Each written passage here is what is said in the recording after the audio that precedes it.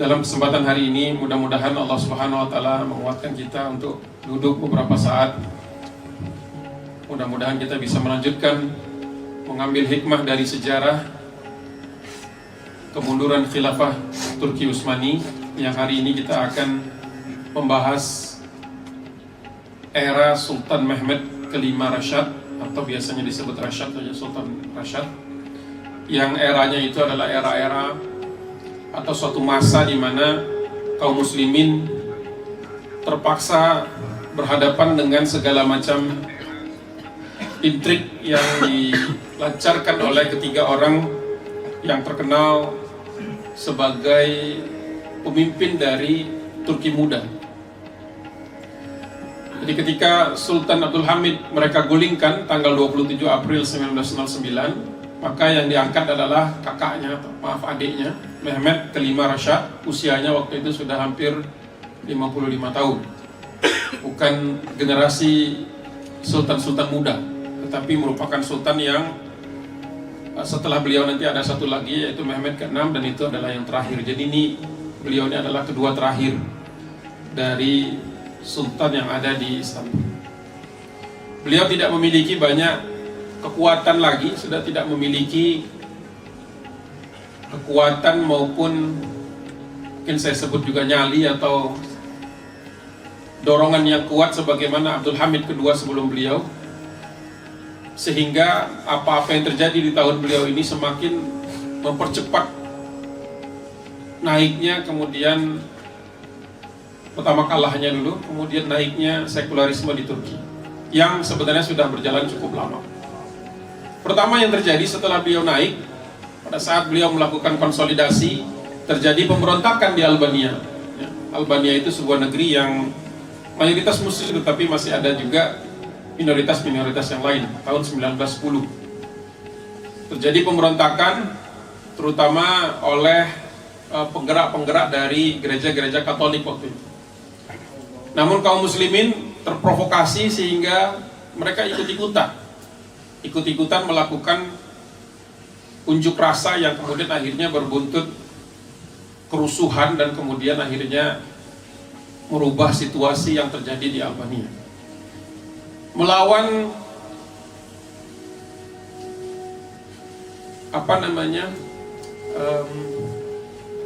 saran dari kepala pengamanan sultan, maka Mehmed Rashad ini mengunjungi Kosova, sebuah kota atau sebuah negeri yang tidak jauh dari Albania. Padahal waktu itu kondisinya sangat genting. Banyak pihak yang kemudian khawatir beliau ini masuk ke dalam perangkap musuh-musuh Turki Utsmani, termasuk juga yang paling khawatir adalah pada saat itu Ittihad wal Terakki atau CUP atau Turki Muda. Turki Muda itu masih membutuhkan figur sultan, karena mereka sendiri masih khawatir atau tidak percaya diri bisa mengendalikan seluruh masyarakat. Sebagaimana kisah sebelumnya ketika saya ceritakan bulan lalu, ketika keputusan dari parlemen itu adalah menjatuhkan sultan, maka yang dikirim untuk membawa surat pemakzulan itu adalah orang-orang yang bukan orang-orang besar, bukan orang-orang kunci. Jadi mereka pun yang sudah punya kekuatan tidak berani menghadap sultan, tidak berani menghadap Abdul Hamid kedua. Padahal Abdul Hamid itu sudah tidak punya lagi tentara, sudah tidak punya lagi pasukan-pasukan yang bisa disebut sebagai polisi rahasia, dan hampir tidak ada teman. Jadi mereka masih berharap ada sultan yang bisa dikendalikan, boneka gitu, pemimpin tapi bisa disetir. Sehingga pada saat beliau berkeinginan untuk mengunjungi Albania, sampai paling jauh itu sampai Kosovo. Sampai di Kosovo itu, sambil kita loading petanya di sini, beliau memberanikan diri mendatangi orang-orang yang ribut, orang-orang yang kemudian merasa sultan ini tidak memperhatikan mereka. Dalam dialog-dialog yang kemudian tercipta di situ, walaupun sangat dibatasi dan kemudian dikhawatirkan sekali oleh orang-orang yang kemudian menginginkan beliau tetap hidup. Kalau kita lihat cukup jauh perjalanan beliau itu dari Istanbul naik kereta api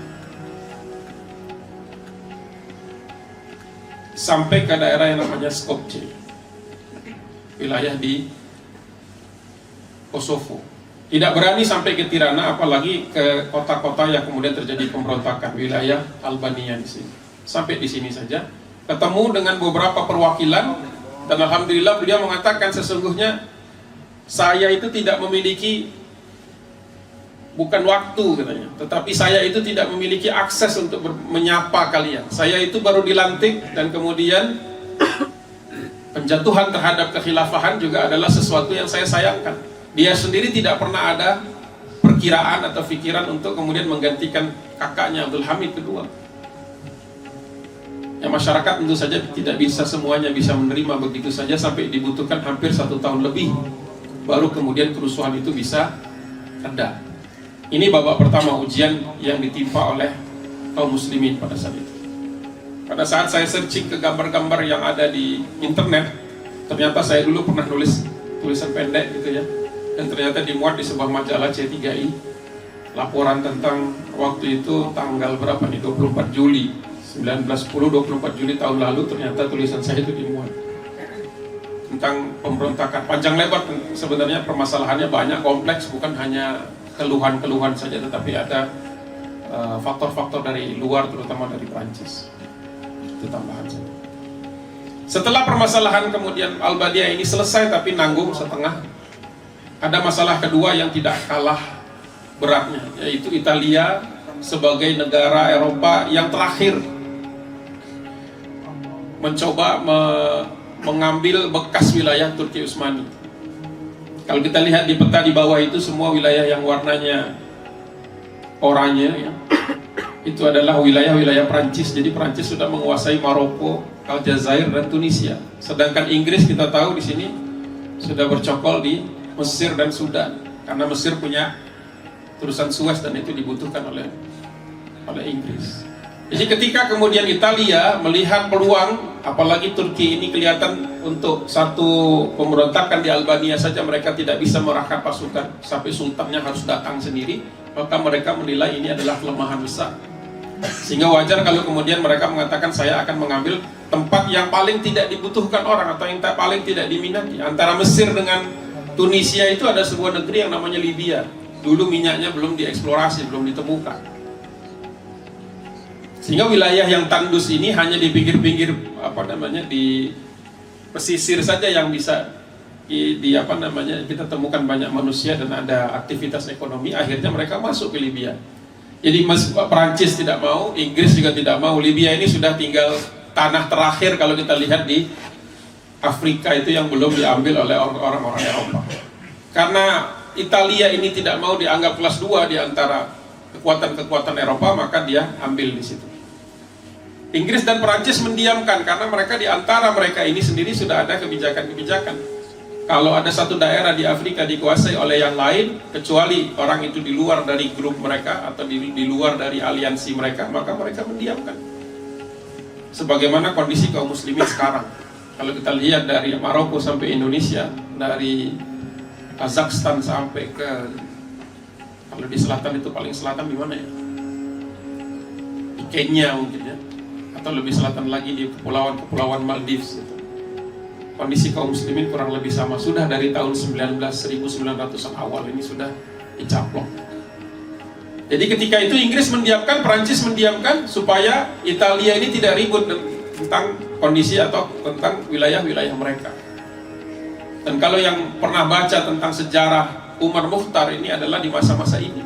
Dulu tahun 90-an awal dulu ada film namanya Umar Mukhtar, film yang menggambarkan tentang perjuangan seorang mujahid yang bernama Umar Mukhtar di Libya. Itu adalah tahun-tahun ini. Dan digambarkan di dalam film itu tank baja, pesawat terbang untuk pertama kalinya digunakan. Jadi pesawat terbang untuk pertama kali digunakan untuk operasi militer itu adalah ditimpakan atas rakyat Libya. Dulu dikenal sebagai Tripolitania, bukan Libya. Jadi kalau saya ambil gambar di situ, silahkan bisa di Google sendiri. Tinggal di Google aja Italo-Turki War atau perang Turki Italia di Tripolitania 1910-11. Maka kita akan temukan untuk pertama kalinya orang-orang Italia ini menggunakan mesin-mesin perang yang membunuh orang dalam jumlah yang banyak. Jadi itu kondisi kaum muslimin ketika sultannya nggak bisa ngapa-ngapa. Turki muda sendiri yang sebenarnya 3 orang itu merupakan punya latar belakang militer, ternyata mereka juga tidak mampu mengendalikan negeri sebesar itu.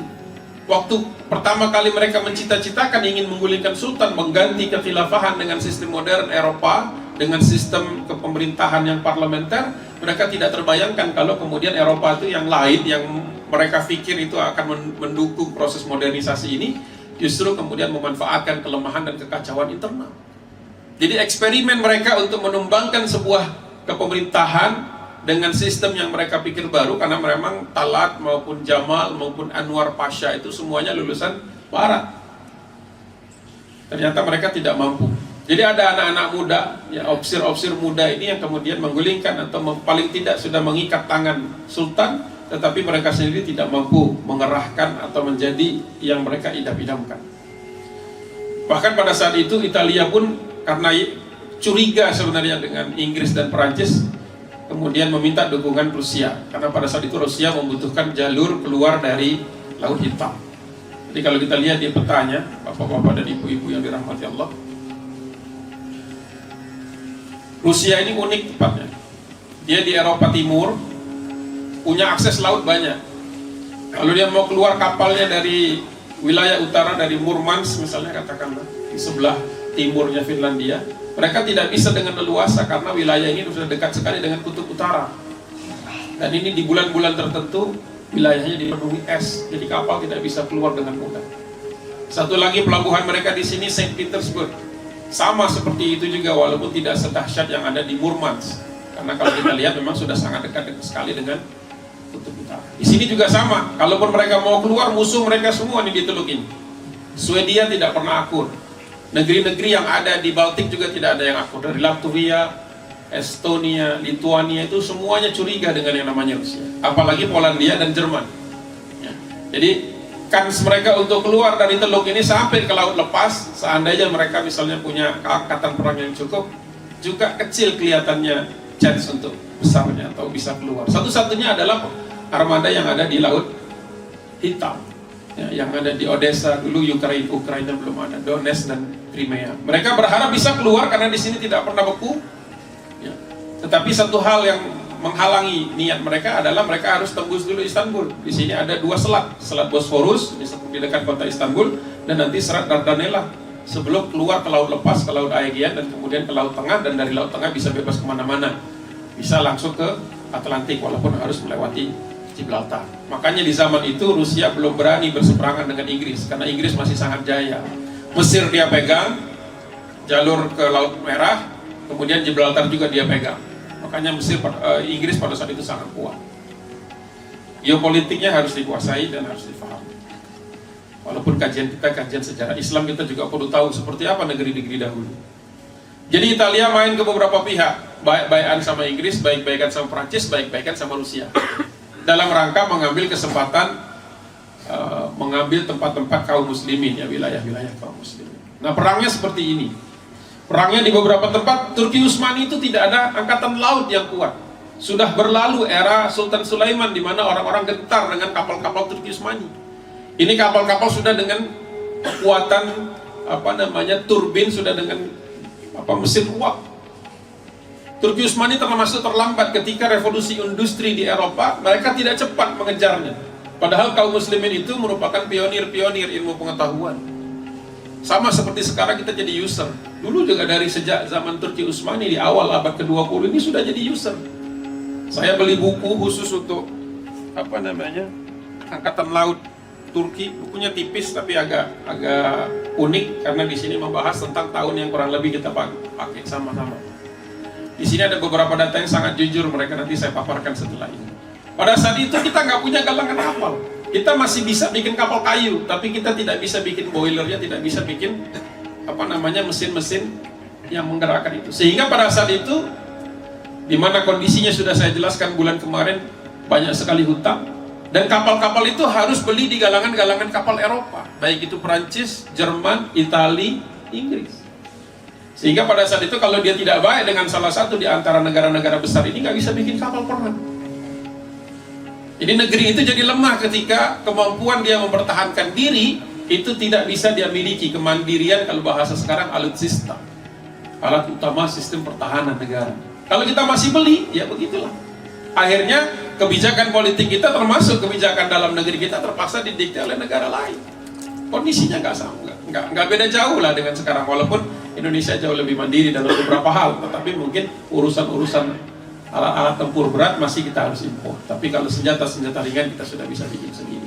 Pertempurannya singkat-singkat di Tripolitania itu hanya beberapa bulan. Kaum muslimin bangsa Turki yang ada di yang masih tertinggal di situ, angkatan bersenjatanya yang bisa mendukung orang-orang Libya itu tidak punya stok, tidak punya amunisi, tidak punya pesawat, tidak ada kapal laut. Bahkan kemudian dengan enaknya kapal-kapal Italia ini membombardir misalnya seperti Beirut. Beirut waktu itu masih di bawah kekhilafahan Turki Utsmani, seluruh wilayah yang hijau itu. Bahkan kemudian dia mengambil dua kepulauan yang sangat penting dari sejak zaman Utsman bin Affan, yaitu Pulau Rodos, yang dulu Muawiyah itu habis-habisan berperang untuk membebaskan pulau ini untuk kaum muslimin. Bayangkan berapa lama gitu peristiwa itu. Jadi 3 titik saya catat tempat-tempat yang kemudian hilang dari kaum muslimin. Orang Italia itu bangga sekali, sepertinya dia menang perang hebat, padahal dia menghadapi kaum yang lemah, sehingga mereka punya semacam pin ya, atau penghargaan medali gitu ya, yang gambarnya Guerra itu artinya War Italo-Turca. Jadi Italia dengan bangsa Turki 1911, 1912, bangga sekali mereka.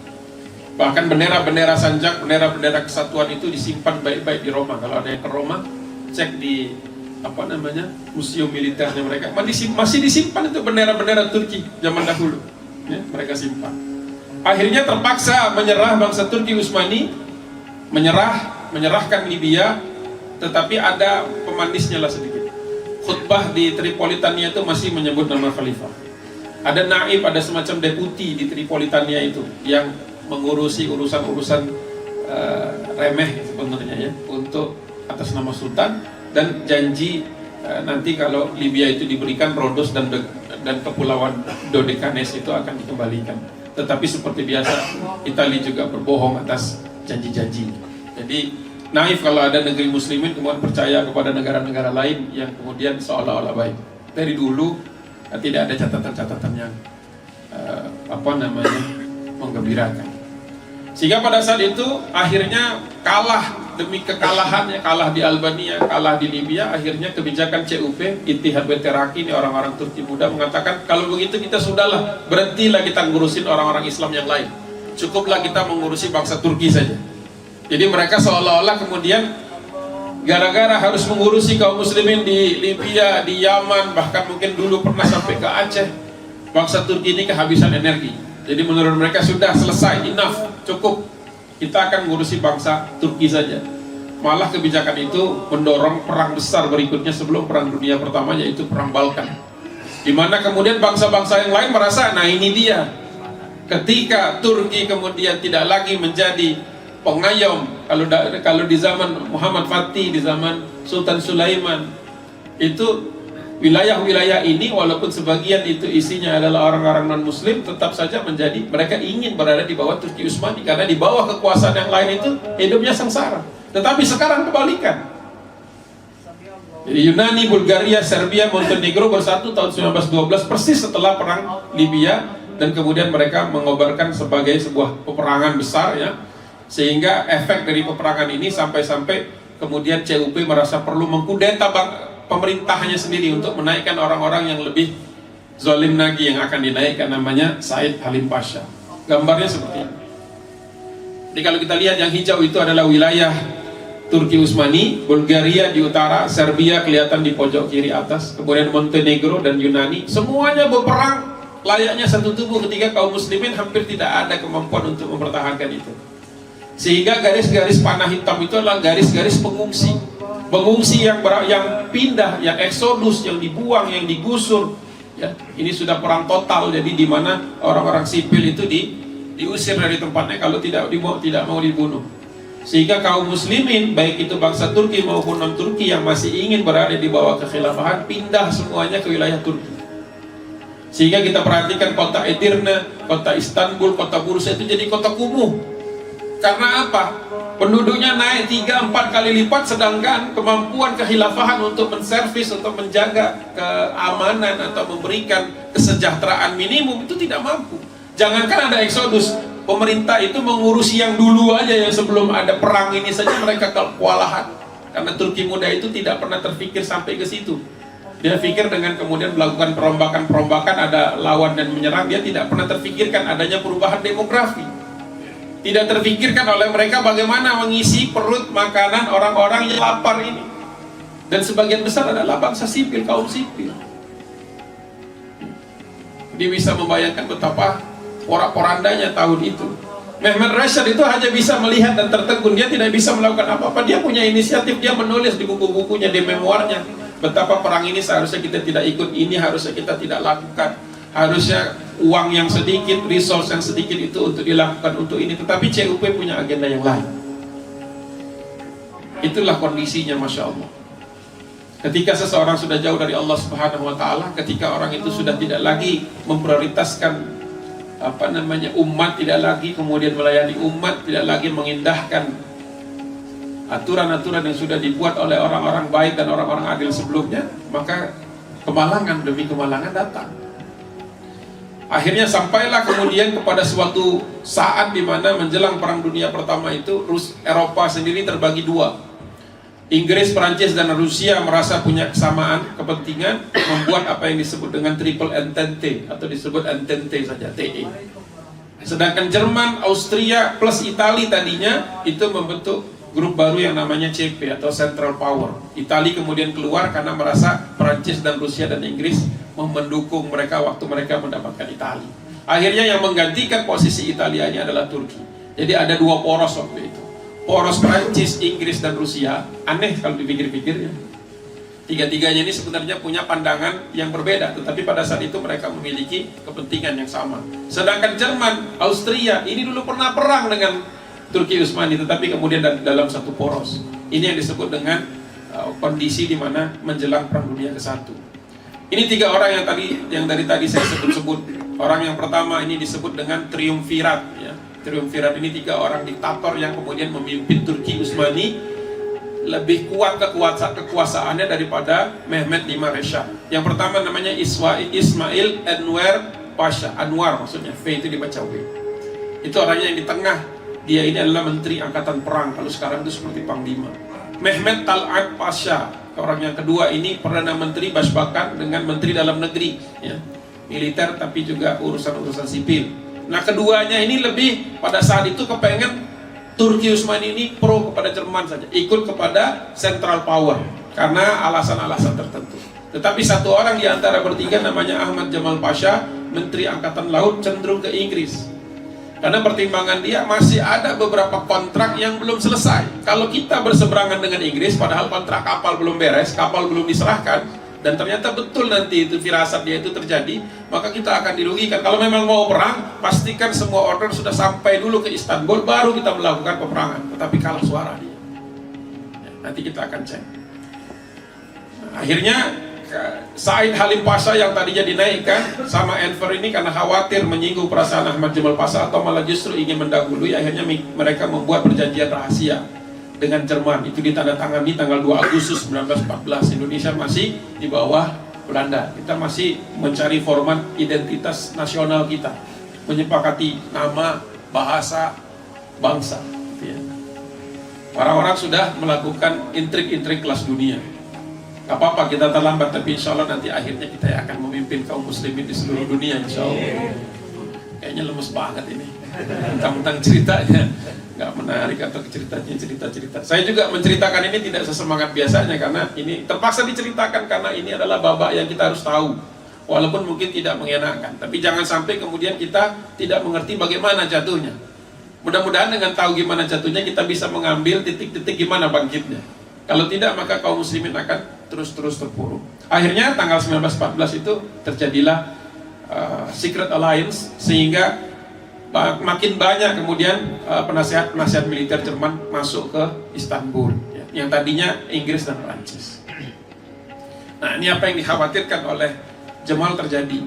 Pada saat itu Angkatan Laut Brazil karena bersaing dengan Argentina mau bikin kapal perang.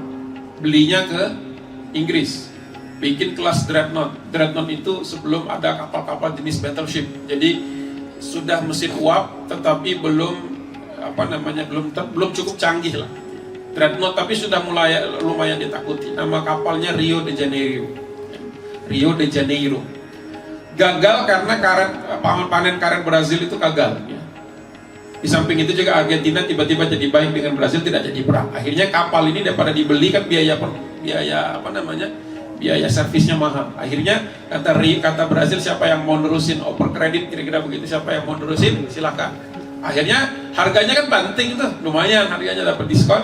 Akhirnya deal, Turki Utsmani ambil dua-duanya, Sultan Osman sekaligus mesen Resadie.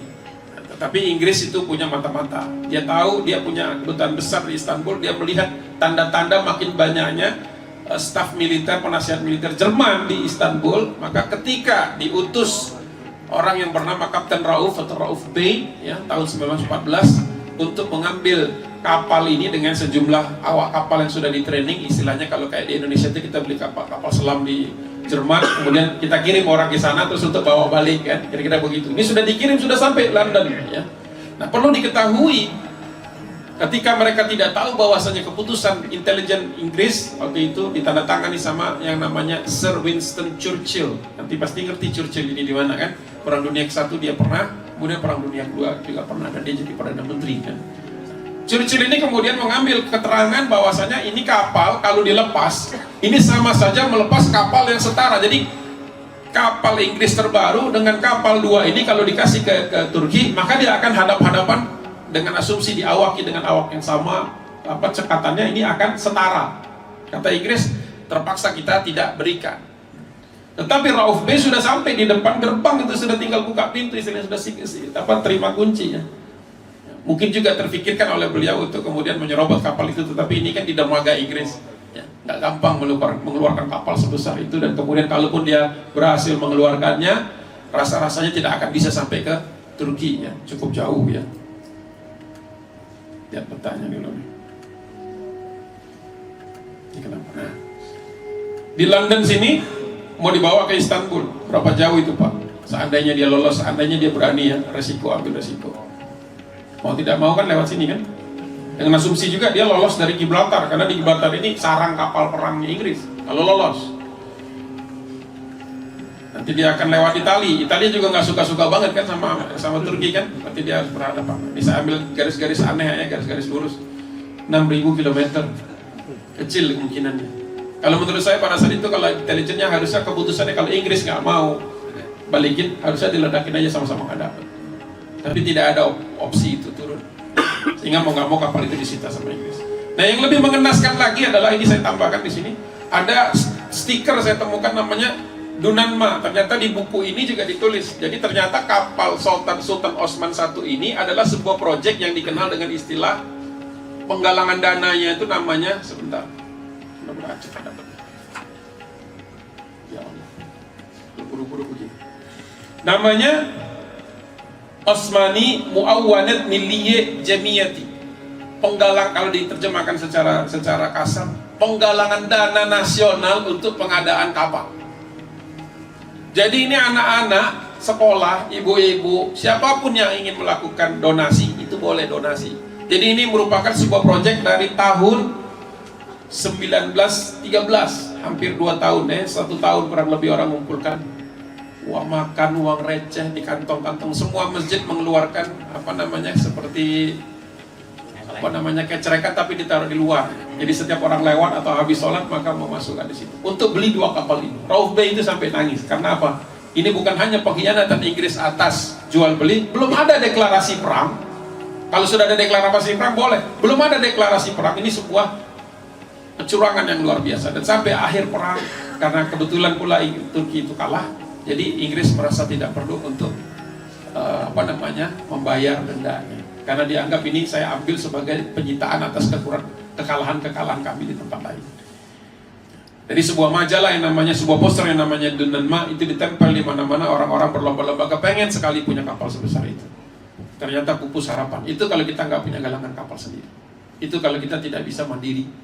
Ya, itu yang terjadi dan itu menyedihkan.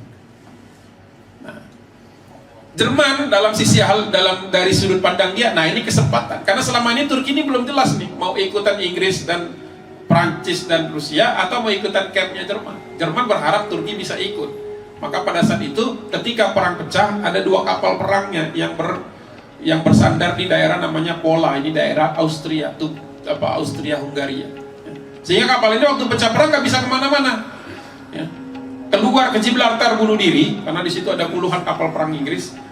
Menerobos lewat terusan Suez juga Inggris ada di situ, lebih parah lagi. Maka pada saat itu pilihannya adalah diputar-putar semuanya, kemudian dibalikkan, dikasihkan kepada Turki, diberikan kepada Turki. Ini adalah semacam kayak hadiah supaya Turki mau ikut di dalam peperangan ini. Dilalah kalau bahasa saya itu ngasihnya 2 gitu ya. Disita sama Inggris 2. Nih kata Jerman, saya kasih kapal perang yang tidak kalah, bahkan bisa dikatakan dalam beberapa hal Guben itu battle cruiser ya namanya, itu setingkat di atas yang diserobot sama Inggris. Kalau yang Breslau ini hampir sama. Kata Jerman, ini kita kasih saja, tetapi supaya nggak timbul kecurigaan, karena waktu itu Turki belum masuk perang, Jerman sudah. Seolah-olah dibeli saja. Akhirnya pura-pura dibeli, harganya sama dengan harga yang disita sama Inggris. Jadi ceritanya pembelian kedua, dibeli diganti namanya Guben jadi Yavuz, Breslau jadi Midilli. Semua awak kapal termasuk letnan-letnannya, termasuk kemudian nakodanya sampai ke admiralnya, semua awak bangsa Jerman. Cuman mereka diganti aja, dikasih peci. Dikasih peci. Namanya Jenderal Admiral Wilhelm Suchon atau Suchon, sama. Dikasih. Nggak bisa bahasa Turki, tetapi mereka semua diadakan, diganti semua. Ada upacaranya resmi, foto sebelah kiri ke bawahnya kalau kita gedein. Acara resmi penyambutan betul-betul seolah-olah mereka, kemudian ada juga drama seolah-olah semua mereka naik ke kapal itu pulang. Terus ada serombongan baru orang-orang Turki yang kemudian mengawaki kapal ini. Tetapi orang yang sama, cuma diputar ke belakang aja. Ganti pakaian, ganti peci hitam yang vest itu, yang pecinya merah bukan hitam. Ya, peci merah bukan warnanya seperti ini. Jadilah kapal ini.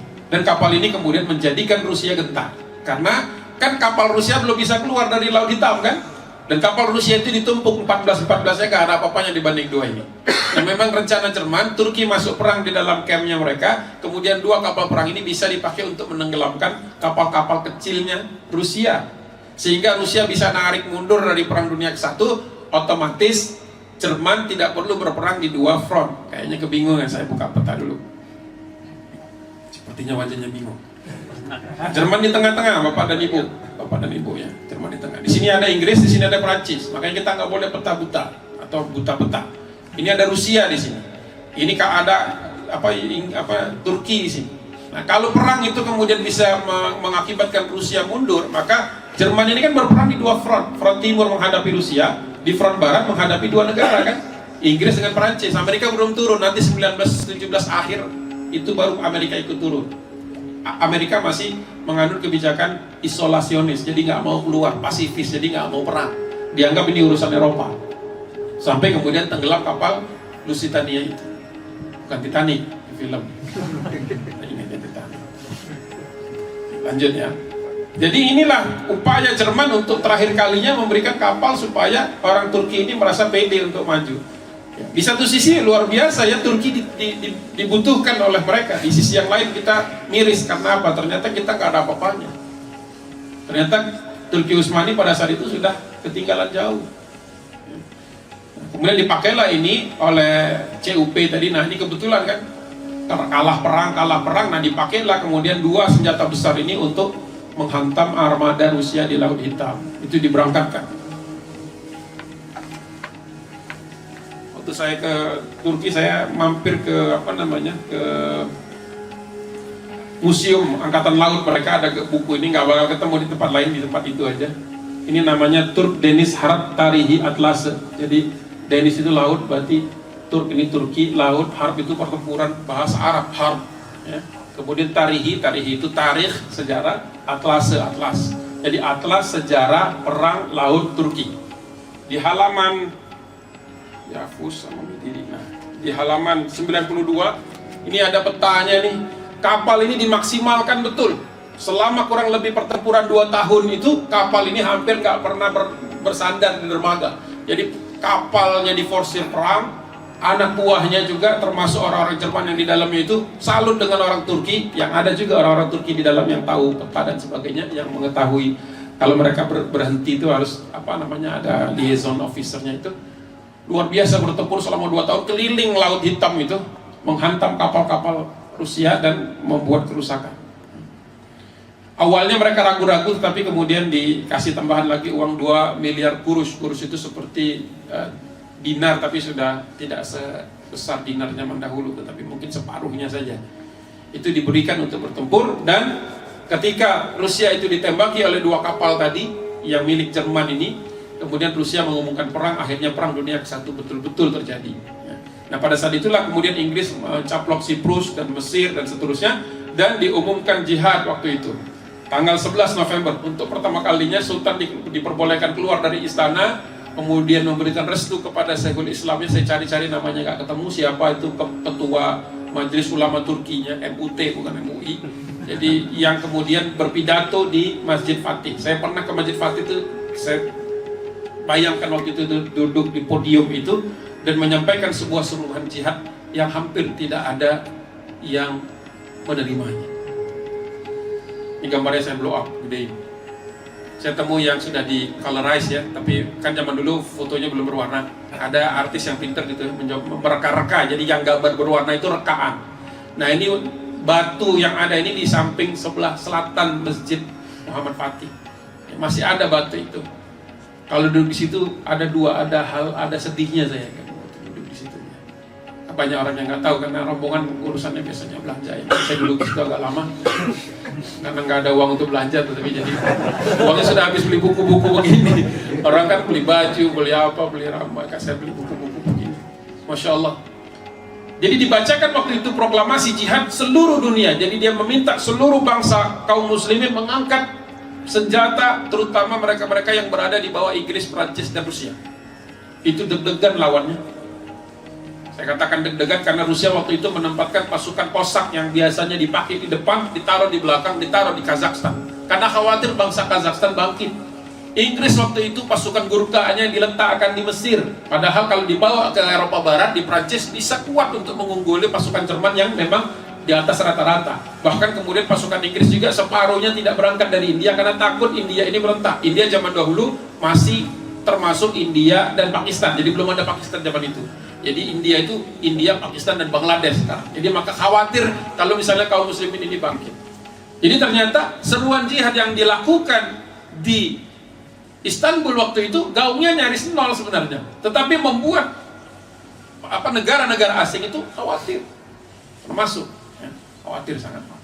Nah, terselamatkan karena kemudian Rusia akhirnya kita tahu ada revolusi Bolshevik. Nah, ini kalau yang baca sejarah tahu nih revolusi siapa tuh yang di atas yang teriak-teriak itu bukan Stalin, itu Lenin.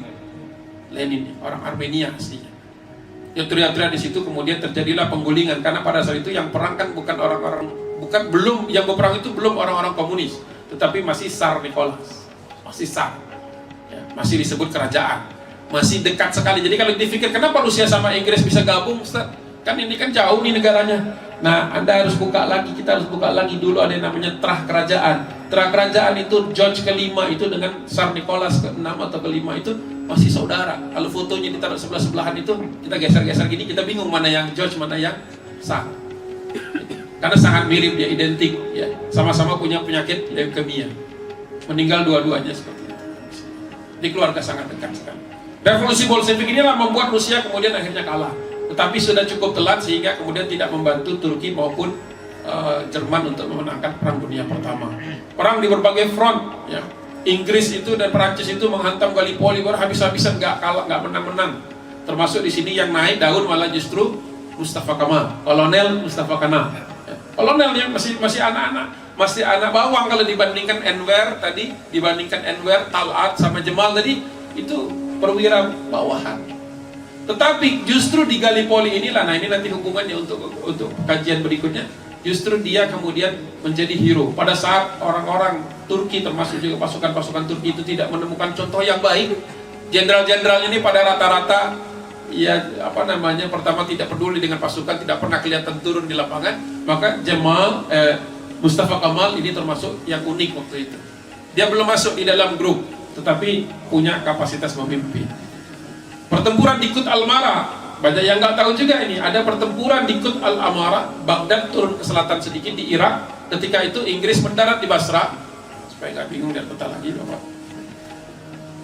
Saya loncat-loncat soalnya frontnya. Ya, Inggris datang dari mana? Dari Basra, karena dekat sekali dengan India. Tinggal naik kapal, mendarat di Basra, turun, kemudian bergerak menuju Baghdad, karena Irak itu wilayah Turki. Makanya sekarang begitu Erdogan mengatakan sesungguhnya Mosul itu secara historis adalah bagian dari Turki, ya nggak salah. Karena dulu pernah menjadi bagian dari Turki. Kalau kita kaitkan dengan perkembangan 2-3 hari yang lalu, ketika Mosul itu digempur, dan dia mengatakan Syiah dan Iran nggak jauh usah ikut-ikut, karena kalian secara historis juga bagian dari kami. Nah, kisah ini kalau kita sambungkan lagi ke sini, ternyata di zaman itu Inggris itu sampai kalah. Ini gambar nih otentik, ini bukan sesuatu yang di Photoshop. Ini gambar di bawah, ini adalah pasukan Turki yang sangat terbatas jumlahnya maupun peralatannya, bisa menggempur dan bisa mengepung bahkan 22.000 pasukan Inggris yang menyerah di situ. Termasuk jenderal paling tinggi, bintang 3, Letnan Jenderal Townsend namanya, menyerah di situ. Itu penyerahan Inggris terbesar sepanjang sejarah. Termasuk ditangkap di situ ada 15 perwira dari kolonel sampai jenderal, dari kolonel sampai bintang 3. Ya, tetapi mereka hanya bisa menang sekali. Inggris mendatangkan lagi bantuan-bantuan dan mereka tidak punya bantuan seperti itu, sehingga Baghdad akhirnya jatuh juga 1917. Mereka harus mundur lagi. Front terakhir yang saya harus bahas adalah di Gaza. Banyak yang juga yang tidak tahu kalau di Gaza itu dulu Turki pernah bertahan di situ dan digempur habis-habisan sama tank baja. Ini tank baja. 100 tahun yang lalu tank baja bentuknya seperti ini, Bapak dan Ibu. 100 tahun yang lalu. Untuk pertama kalinya tank baja itu dikerahkan di Perang Dunia Pertama. Dikerahkan di front barat, di antara perbatasan Prancis dengan Jerman. Tetapi Jerman tentu saja punya pertahanan yang cukup dan mereka juga punya tank baja. Tetapi kemudian sama Inggris diambil 10. Ini Mark 1 namanya, versi 1. Mendaratkan di Mesir, kemudian dibawa bergerak menuju Gaza. Gaza itu yang mempertahankan cuma 3 divisi. 3 divisi yang kurus pula ya. 5 kali 3, 15.000. Inggris menurunkan hampir 8 divisi besar. Ditambah juga pesawat terbang dan kemudian tank baja. Masya Allah, bisa kalah juga ya dengan izin Allah Subhanahu Wa Taala, hancur lebur juga ya. Apakah saya menemukan gambar-gambar di mana kemudian tank baja itu hancur juga. Tapi banyak juga kaum muslimin di kalangan Turki Utsmani yang menjadi korban, menjadi syahid di situ. Jadi di sini nih, saya masukkan sedikit lagi sebelum kita tutup. Jadi di mendarat kemudian di Iskandaria, dibawa ke Mesir, kemudian digerakkan melintasi sungai, melintasi Sinai, dan pertempurannya di sini Gaza. Jadi Turki Utsmani pernah bertahan di sini, digempur dari darat, dari laut, dan dari udara. Dan untuk pertama kalinya bangsa Turki menghadapi tank baja. Harusnya mereka masih bisa bertahan, tetapi jalur logistik mereka dipotong. Siapa yang motong? Ini ada orang namanya Lawrence, ya. Kolonel juga Thomas E. Lawrence, disebut Lawrence of Arabia. Pasti berbahasa Arab, mengerti, hafal Quran. Dia nggak perlu melecehkan Al-Quran. Dia pinter ngomong Quran. Sampai kemudian Syarif Hussein, masih dari kalangan Banu Hashim, terpukau dengan dia. Kemudian menyerahkan anak-anaknya untuk kemudian membantu. Bisa dia membahas Al-Quran dan menafsirkannya sesuai dengan tafsir-tafsir yang memang muktabar, yang dikenal di kalangan kaum muslim. Dia mengutip hadis, mengutip tafsir. Sampai dia katakan bangsa Turki ini sudah jauh dari Islam. Maka sudah adalah tanggung jawab dari Syarif Hussein bin Ali, itu adalah syarif bagi kota Makkah dan Madinah. Kalian harus mengangkat senjata. Kami nggak punya apa-apa, kata dia. Tapi saya punya anak-anak, coba mau dialog dengan anak-anaknya. Anaknya yang paling depan namanya Faisal bin Hussein. Faisal mengatakan, kalau kalian mau memberikan aku persenjataan, maka aku akan lawan Turki. Terjadilah pertempuran yang dikenal dengan revolusi bangsa Arab 1914 sampai 1918. Ini yang kemudian menyebabkan bangsa Turki juga akhirnya terpukul dari kota. Pertama dikeluarkan dari kota Makkah, kemudian kota Madinah dikepung sampai sekitar 3 tahun, ya. Kemudian dipotong jalurnya sampai ke Syam, sehingga akhirnya seluruh pasukan di Palestina pun harus mundur. Nah, pasukan-pasukan yang dikerahkan itu adalah pasukan-pasukan berkuda dan pasukan-pasukan berunta. Ini yang kemudian waktunya tidak akan cukup untuk menjelaskan ini. Intinya kemudian haruslah menerima kekalahan itu semua, Dan akhirnya setelah kekalahan demi kekalahan, ketiga orang pasha ini disebut dengan Uç Pasalar atau pasha-pasha yang tiga, ini akhirnya kabur semua dari Turki. Jadi setelah hancur lebur negara tersebut, khilafahan jatuh, kalah di semua front, padahal pasukannya siap bertempur, tinggal kurang dipimpin saja oleh orang-orang yang amanah. Akhirnya kekalahan demi kekalahan karena mereka takut ditangkap dan takut kemudian dihukum oleh pihak Entente. Akhirnya Talat Pasha ini pindah ke Berlin, melarikan diri ke Jerman. Dia dibunuh tahun 1921. Dia masih hidup sampai tahun 1921. Dibunuh oleh orang-orang Armenia karena dianggap dia bertanggung jawab atas genosida. Yang kedua, Enver Pasha masih lebih lihai lagi. Dia ke Berlin, kemudian dia juga ke Batum. Batum itu di Georgia. Dia ikut tetap bertahan dan berperang. Dia ditolak kembali ke Turki. Kata Mustafa Kemal, kamu nggak usah kembali lagi ke Turki, nah, kau sudah cukup kerusakannya kau bikin. Ini Mustafa Kemal masih benar. Kemudian Dusanbe, dia ke Dusanbe, ini daerah Azerbaijan sekarang, ya, di wilayah Kaukasus. Dia masih menolong kaum muslimin untuk bertempur. Kalah dia, baru terbunuh di tahun 1922. Mudah-mudahan dosa-dosanya diampuni, sebagaimana kita juga menginginkan dosa-dosa kita diampuni. Anwar Pasha lari ke Berlin, menjadi pelatih di Afgan. Ini saya loncat-loncat saja ke Tiflis. Ya, dia juga termasuk yang kena operasi Tehlirian, ya, operasinya orang-orang Armenia untuk menghabisi seluruh jenderal-jenderal Turki Utsmani yang dianggap bertanggung jawab terhadap genosida bangsa Armenia tahun 1916. Ketika orang ini keluar dari Turki, vakum, siapa yang naik? Mustafa Kemal. Jadi untuk menyatakan kenapa Mustafa Kemal. Hebatnya Mustafa Kemal itu pernah di Tripolitania. Sengaja saya akhirkan cerita. Masih ingat Tripolitania, slide kedua tadi ya. Tripolitania ketika bangsa Libya terputus dari mana-mana. Satu-satunya di antara 3 ofisir muda yang volunteer, dia minta untuk diberangkatkan ke Tripoli. Padahal gak ada satupun perwira yang mau ditempatkan ke Tripoli, bunuh diri. Pertama, tidak ada jalur logistik, kekuatan sedikit yang dihadapi Italia, kapal-kapal perang yang dipesan belum sampai. Tapi kemudian Mustafa Kemal berangkat ke sana. Ketika Mustafa Kemal jenggotnya masih panjang, yang topi merah sebelah kiri. Wajar kalau kemudian jadi hero.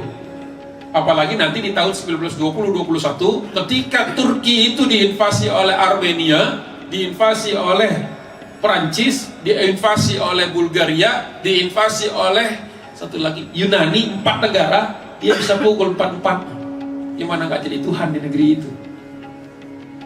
Makanya kemudian orang mengeluh-elukannya sebagai Ataturk. Supaya kita logiknya nyambung ya. Jangan sampai kita ketemu orang Turki ngomong-ngomong jelek tentang Mustafa Kemal. Anda harus ngerti dulu sejarah dia.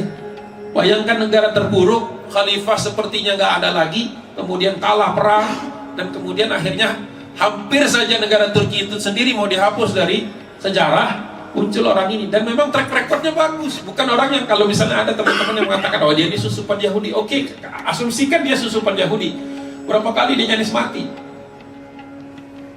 Saya lebih kepada pendapat bahwasanya dia ini di akhir-akhir peristiwa, di akhir-akhir hidupnya ini kemudian dia merasa hebat sekali, ujub, penyakitnya kibir, bukan penyakit penyusupan. Mungkin juga ada penyusupan, tetapi kalau betul-betul dari awal rasanya tidak. Dia berapa kali bertentangan dengan senior-seniornya dalam pandangan membela kekhilafahan Turki Utsmani. Ketika dia mau ditempatkan di Tripolitania, menurut saya itu bunuh diri. Tapi dia mau. Dan dia berangkat sekena betul-betul menyelundup. Ya, menyelundup. Jadi bukan dibawa oleh kapal militer. Jadi ada dalam beberapa hal kita harus melihat dia secara adil juga. Walaupun nanti di kajian berikutnya kita akan melihat yang berikutnya bagaimana Mustafa Kemal lebih menghancurkan kekhilafahan ini nanti setelah eranya CUP, setelah eranya Turki Muda, Ittihad Beteraki yang 3 orang yang sudah kabur ini. Tetapi itu tidak mungkin kita bahas sekarang juga. Billahi taufiq wal hidayah. Assalamualaikum warahmatullahi wabarakatuh. Kalau ada pertanyaan monggo. Saya sudah siapkan tempat. Para jemaah.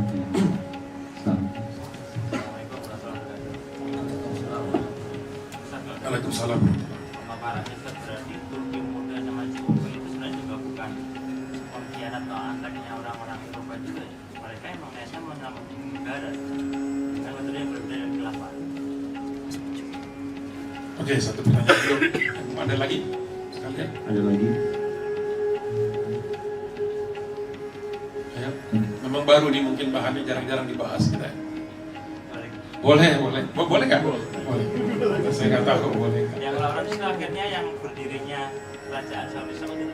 Nah itu ya ntar kita bahas ya. Lawrence apa hubungannya dengan mamlakah ya? Saudi ya. Lagi? Nah, hubungannya dengan kekinian, Indonesia kan sekarang dalam sebuah poros besar. Ya. Kalau kita lihat poros US, China, nah ini Ya. gimana sebenarnya visi kami? Betul, ya bagus, ini pertanyaan saya tunggu-tunggu. Harus dikasih hadiah ini pertanyaan ini. Allah, jangan pulsa, antum kerja di tempat pulsa. Pulsa, dirupakannya jangan itu ini ya nyarinya. Kalau butuh kopi boleh. Tapi bahasa Turki. Ada lagi? Cerita sedih nggak apa-apa, nanya ya, walaupun antum sedih nggak apa-apa. Ini kan catatan buat kita, perlu tahu gitu. Ada, oke cukup 3 dulu ya. Baik. Ya ada. Iya. Betul. Ada lagi? Ada dua. Katanya cukup dulu. Orang Indonesia biasa begitu, malu begitu ada yang banyak. Apa? Saya juga khawatir tadi ini saking lemesnya nggak ada yang nanya. Turki Muda CUP Antek atau Tulus? Awalnya CUP itu kan kita bahas dulu di awal-awal. Mereka itu niatnya adalah ketika Janisari dibubarkan, langsung jawab soal nomor 4 ya, dibubarkan oleh Mahmud kedua, masih buyutnya Sultan Abdul Hamid kedua, dibubarkan karena waktu itu Janisari sudah kroni.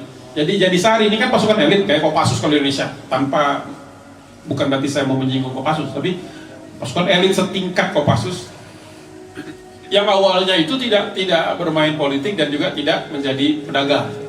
Nah, begitu mereka main politik dan kemudian juga akhirnya punya pundi-pundi dan kemudian rekeningnya jadi gendut istilahnya sekarang, mulailah kemudian dirasakan Janisari ini jadi masalah. Akhirnya dibubarkan. Nah, begitu dibubarkan kan nggak jadi vakum nih. Siapa yang kemudian akan menjadi tulang punggung kekuatan ini? Datanglah CUP ini. Awalnya membonceng program namanya Tanzimat. Ya, Tanzimat ini adalah reform sebenarnya. Reform untuk memperbaiki sistem pemerintahan, termasuk paling khusus adalah memperbaiki kenapa nih Turki ini kalah perang terus. Ya, kemarin kita pernah bahas kan ada 4 kan, mendatangkan dari luar, mendatangkan pengamat dan pelatih dari luar, mendatangkan perlengkapannya, kemudian mengadopsi taktiknya, dan yang keempat membangun akademi militer. Itulah asal muasal CUP. Makanya kemudian mereka itu subur di kalangan ofisir-ofisir muda. Awalnya mereka yang memang lulusan dari Paris, lulusan dari London, membawa ide Turki Utsmani ini harus berubah menjadi lebih modern, terutama angkatan perangnya. Kalau tidak, maka wilayahnya akan digerogoti.